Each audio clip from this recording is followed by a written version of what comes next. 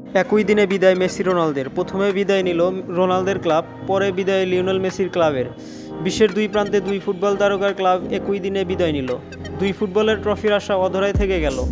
রোনালদোর আল নাসরের বিদায় নিল এএফসি চ্যাম্পিয়ন্স লিগ থেকে, মেসির ইন্টার মিয়ামি ছিটকে গেল চ্যাম্পিয়ন্স কাপ থেকে। চ্যাম্পিয়ন্স লিগের সেমিফাইনালে নিজের দেশেই খেলতে নেমেছিল আল নাসির। তারা 2-3 গোলে হেরেছে জাপানের কাওয়াসাকি ফ্রন্টেলের কাছে।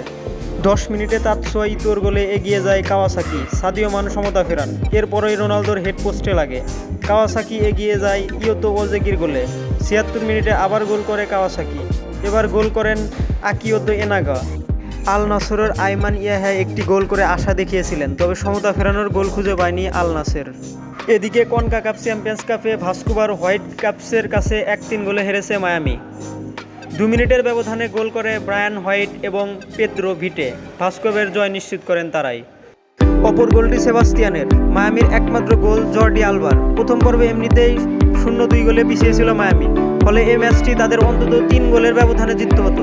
সেই তাগিদ তখনই দেখা যায়নি মায়ামির কোথাও।